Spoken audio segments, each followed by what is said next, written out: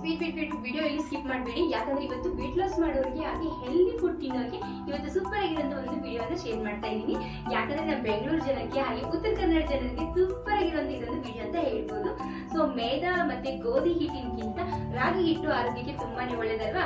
ಹಾಗಾದ್ರೆ ರಾಗಿ ಪಾಸ್ತಾವನ್ನ ಇವತ್ತು ನಾನು ನಿಮಗೆ ಮಾಡಿ ತೋರಿಸ್ತಾ ಇದ್ದೀನಿ. ಹೆಲ್ದಿ ಆಗಿರುವಂತ ಒಂದು ರೆಸಿಪಿಯನ್ನ ಶೇರ್ ಮಾಡ್ತಾ ಇದ್ದೀನಿ, ಬನ್ನಿ. ಮೊದಲಿಗೆ ನಾನಿಲ್ಲಿ ಹುಳಿ ಟೊಮೆಟೊ, ನಂತರ ಬೆಳ್ಳುಳ್ಳಿ, ಶುಂಠಿ, ಕೊತ್ತಂಬರಿ ಸೊಪ್ಪನ್ನ ಪೇಸ್ಟನ್ನಾಗಿ ಮಾಡ್ಕೊಂಡಿದ್ದೀನಿ. ನಂತರ ಒಂದು ಬಾಣಲಿಯಲ್ಲಿ ನಾನು 2 ಚಮಚದಷ್ಟು ಎಣ್ಣೆಯನ್ನು ಸೇರಿಸ್ಕೊತಾ ಇದ್ದೀನಿ. ನಿಮಗೆ ಯಾವ ತರಕಾರಿ ಇಷ್ಟನೋ ಆ ತರಕಾರಿಯನ್ನು ಸೇರಿಸ್ಕೊಳ್ಳಿ. ಅದರ ಜೊತೆಗೆ ನಾನಿಲ್ಲಿ ಈರುಳ್ಳಿ ಕೂಡ ಸೇರಿಸ್ಕೊಂಡು ಫ್ರೈ ಮಾಡ್ಕೊತಾ ಇದ್ದೀನಿ.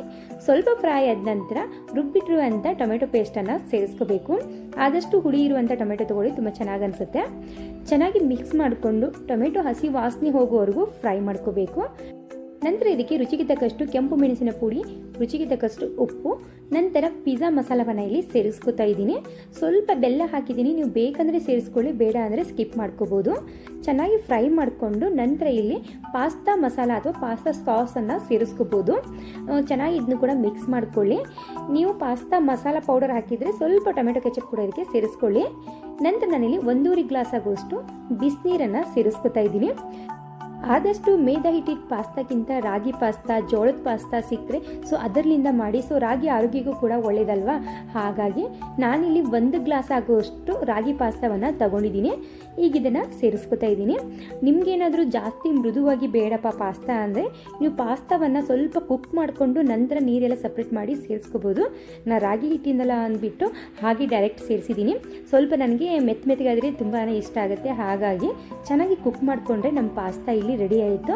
ಮೈದಾ ಹಿಟ್ಟಿನಕ್ಕಿಂತ ಈ ರೀತಿ ಜೋಳದ ಹಿಟ್ಟಿಂದು, ಗೋಧಿ ಹಿಟ್ಟಿನ ಪಾಸ್ತಾ ಟ್ರೈ ಮಾಡಿ, ತುಂಬಾ ಚೆನ್ನಾಗಿ ಅನಿಸುತ್ತೆ.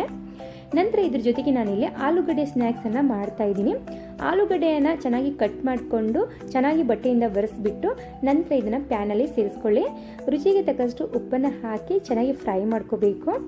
ನಂತರ ಇದಕ್ಕೆ ಒಂದು ಮೊಟ್ಟೆಯನ್ನು ಸೇರಿಸ್ತಾ ಇದ್ದೀನಿ. ಇದಕ್ಕೆ ಸ್ವಲ್ಪ ಈರುಳ್ಳಿ ಕೂಡ ಇಲ್ಲಿ ಸೇರಿಸ್ಕೊಂಡಿದ್ದೀನಿ. ನಂತರ ಇದಕ್ಕೆ ನಾನಿಲ್ಲಿ ಫ್ರೆಂಚ್ ಫ್ರೈ ಮಸಾಲವನ್ನು ಸೇರಿಸ್ಕೊತಾ ಇದ್ದೀನಿ. ನೀವು ಬೇಕಂದರೆ ಮ್ಯಾಗಿ ಮಸಾಲ ಕೂಡ ಸೇರಿಸ್ಕೋಬೋದು. ಚೆನ್ನಾಗಿದ್ನು ಕೂಡ ನಾವು ಫ್ರೈ ಮಾಡಿಕೊಂಡು ನಂತರ ಎಲ್ಲವನ್ನು ಮಿಕ್ಸ್ ಮಾಡ್ಕೋಬೇಕು. ಇದು ಕೂಡ ಸ್ನ್ಯಾಕ್ಸ್ ರೀತಿಯಲ್ಲಿ ತುಂಬ ಚೆನ್ನಾಗಿ ಅನಿಸುತ್ತೆ. ಸೊ ನಿಮಗೇನಾದರೂ ಈ ವಿಡಿಯೋ ಸ್ವಲ್ಪ ಏನಾದರೂ ಯೂಸ್ಫುಲ್ ಅನಿಸಿದರೆ, ಇಷ್ಟ ಆದರೆ ಪ್ಲೀಸ್ ನಮ್ಮ ಚಾನಲ್ಗೆ ಸಪೋರ್ಟ್ ಮಾಡಿ, ಹಾಗೆ ನಮ್ಮ ಚಾನಲ್ನ ಸಬ್ಸ್ಕ್ರೈಬ್ ಮಾಡ್ಕೊಳ್ಳಿ ಫ್ರೆಂಡ್ಸ್.